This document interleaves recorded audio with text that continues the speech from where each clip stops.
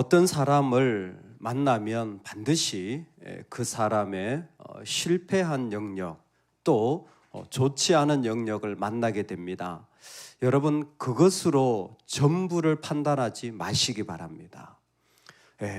때로는 그것이 뼈아픈 죄일 수도 있지만 그것 가지고 그 사람 전부를 결정하지 마시기 바랍니다.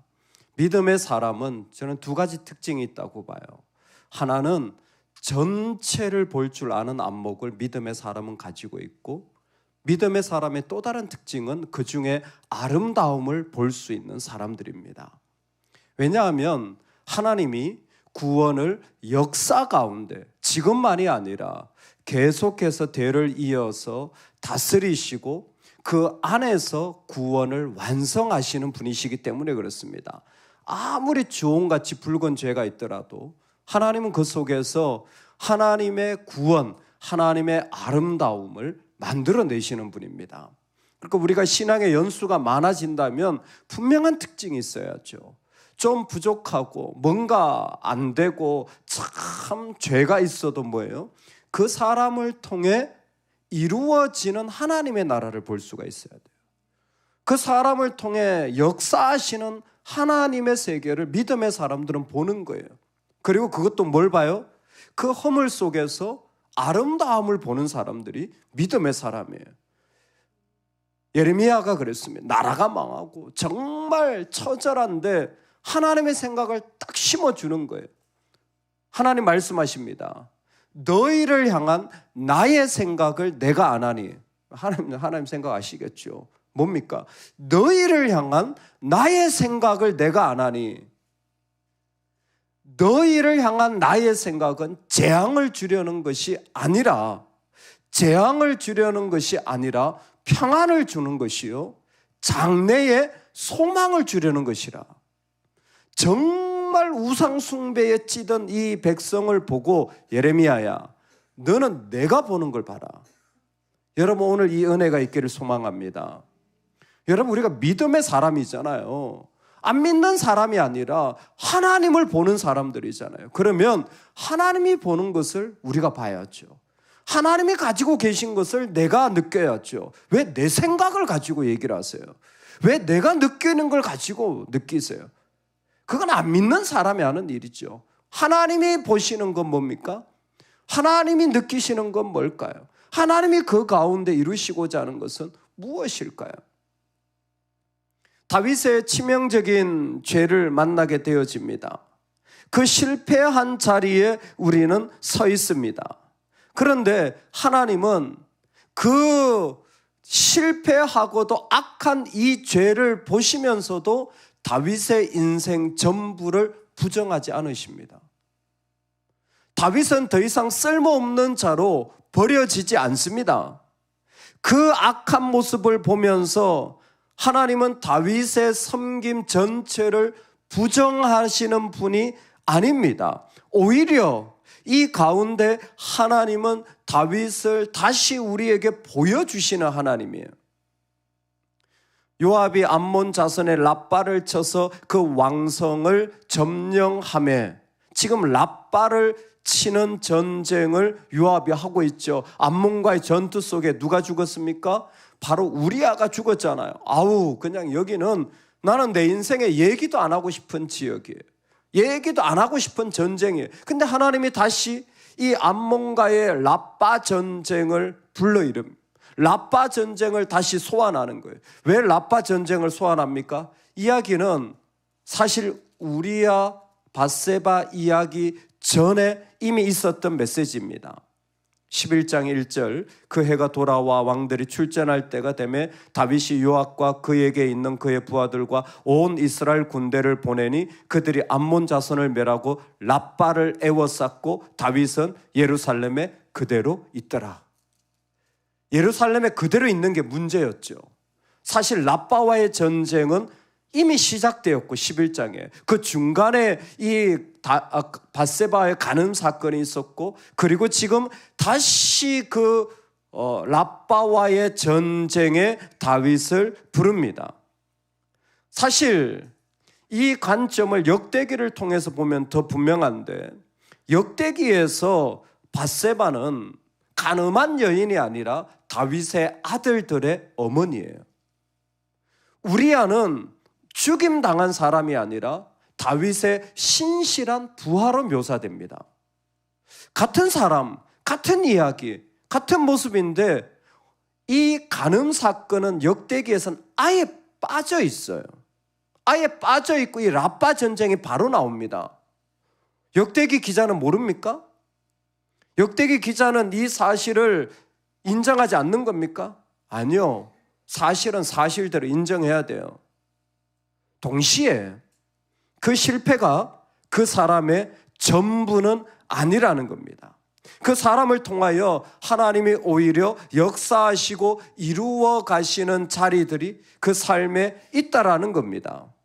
여러분, 오늘 우리가 살아가는 삶의 자리를 통하여 하나님이 이루어 가시는 교회를, 하나님이 세워 가시는 그분의 나라를 볼 수 있기를 소망합니다. 다윗의 인생보다 더 중요한 건 교회예요. 다윗의 인생보다 더 중요한 건 하나님의 나라입니다. 그래서 때로는 여러분 아는 게 불필요해요. 너무 자꾸 꼬치꼬치 묻지 마세요. 뭘 이렇게 옆에 와서 자꾸 알려고 하세요. 모르는 게 약입니다. 안 알아도 돼요. 사실 말을 많이 할수록 좋지 않은 말들만 하게 되어져 있어요. 인간이라는 게. 그 안에 우리는 불필요한 이야기들, 사실 알지 않아도 될 일들에 우리의 마음이 너무 가서 정작 하나님이 그 실패 가운데 그 사람을 사용하신다는 사실은 잊어버리는 경우가 허다합니다. 그야말로 너무나 작은 것 때문에 너무 귀한 것들을 다 잃어버리는 경우가 많다라는 것입니다. 대표적인 예가 요압입니다.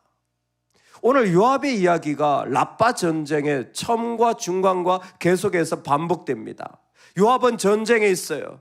이제 요압이 한참 그 모든 일들을 다 정리할 때 다윗이 군사들을 가지고 그 전쟁에 나갑니다. 근데 요압이 뭐라고 말하냐면, 왕이여, 남은 군사를 모아 이제 그 성을 취하소서. 내가 이 성을 점령하면 이 성읍이 내 이름으로 일컬음을 받을까 두려워하나이다.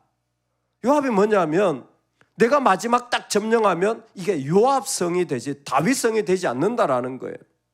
여러분, 정말 이게 충성인 거예요. 요압이 충분히 점령할 수 있지만 왕에게 누가 되면 그거 하지 않는 거예요. 요압이라는 인물이 참 어떻게 보면 다윗에게는 이해하기 쉽지 않은 인물이에요. 사실 요압이 다윗의 제일 충성스러운 인물이에요.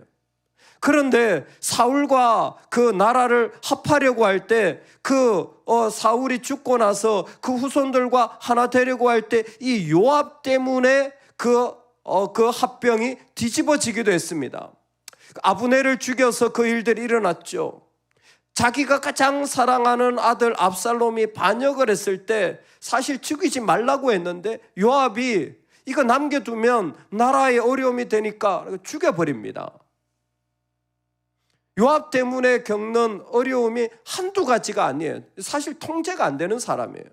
충성이 있지만 통제가 안 되는 사람이에요. 그래서 오죽하면 다윗의 유언이 뭐냐면, 솔로몬아, 요압은 살려두지 마라. 너무 힘든 거예요. 다윗을 너무 힘들게 했어. 충성스러워요. 힘도 있어. 전쟁도 잘해.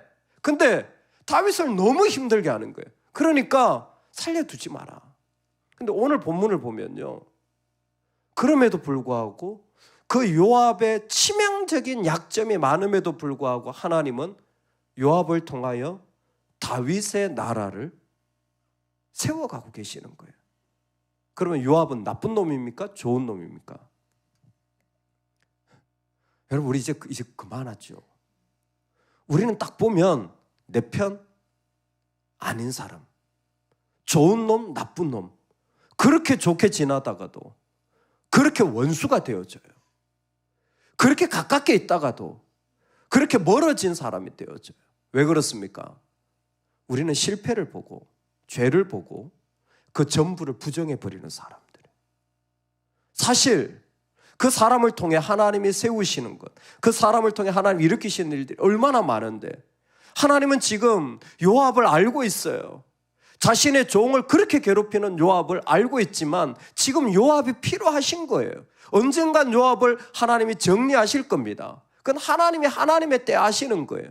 그런데 지금 요압을 통해 이 전쟁을 일으켜 나가고 다윗의 실패 속에서 다윗이 일어나게 해주는 거예요. 그럼 다윗이 잘했냐? 그것도 아니에요. 하지만 다윗의 실패 속에서도 하나님은 다윗을 통해 약속을 일으켜 나가고 그것이 그 가운데 점점 더 세워지도록 하나님은 명령하시고 일으켜 가시는 하나님이라는 것입니다.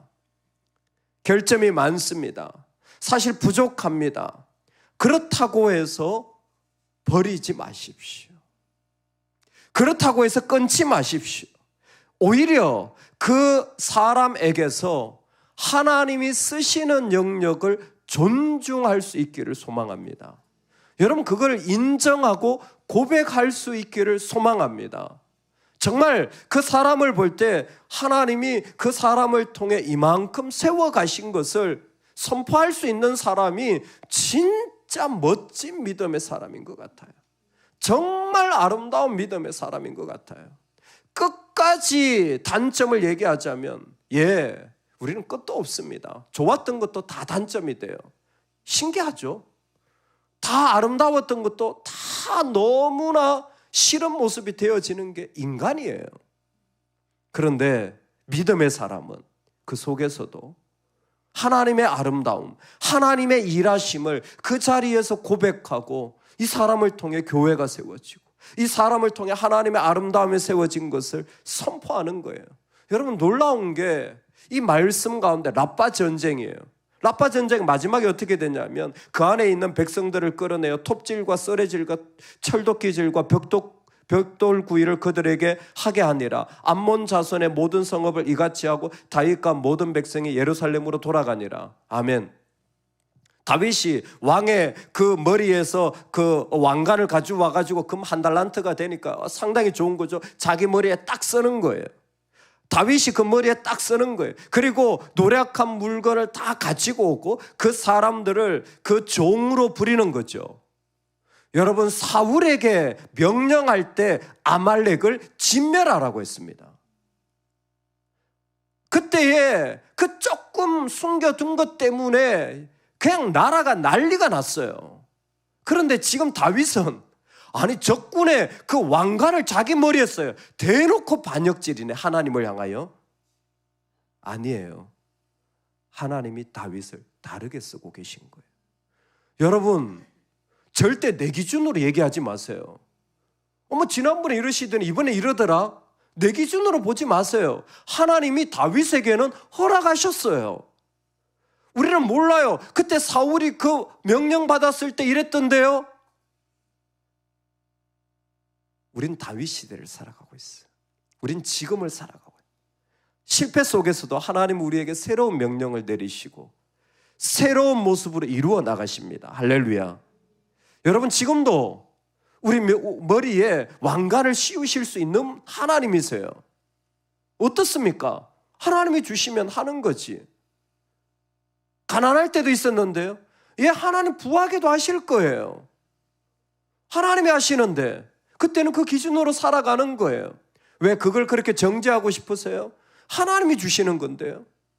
하나님이 그 사람을 그 노략질한 걸 다 가지게 하고 톱질시키고 썰애질시키고 종으로 삼아가지고 나라를 막 흥하게 하는데요.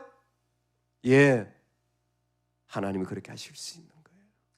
이전에는 치명적인 아픔이었던 모습이 오히려 하나님 앞에 귀하게 쓰임받는 놀라운 하나님의 도구가 되어지는 거예요. 오늘 이 말씀이 우리에게 주시는 도전은 선명합니다. 여러분, 실패를 보고 절대 죄를 보고 그 사람 전부를 판단하지 마십시오. 우리는 죄를 보는데 도사들이에요. 심지어 내 사랑하는 자녀의 죄도 보입니다. 내 사랑하는 사람들의 죄도 보이고 심지어 나를 인도하는 목회자의 죄도 보이고 여러분 놀라지 마세요. 그런데 그게 전부가 아니에요. 하나님이 쓰시는 게 있어요. 하나님은 지금도 역사 속에 그분의 영원한 작정을 이루어 가시는 분이에요. 그리고 그 속에서 구원을 그 죄 시궁창 속에서 아름답게 이루시는 하나님입니다. 그렇다면 우리도 그 삶의 자리에서 오늘 그 믿음을 가지고 실패와 어려움 속에서 하나님이 이루어 가시는 모습을 더 귀하고 더 크게 볼 수 있는 은혜가 있기를 소망합니다. 그리고 우리는 그 속에서 하나님이 새로운 명령, 새로운 역사, 새로운 방법을 하시더라도 놀라지 않고 그럴 수 있겠다. 하나님이 새로운 시대에 그럴 수 있겠다. 하나님이 그렇게 또 역사하실 수 있겠다. 하나님의 뜻이 그 가운데 이루어지겠다. 여러분 우리가 온 마음으로 그렇게 하나님 앞에 나아갈 수 있는 축복이 있기를 간절히 축원합니다. 아멘.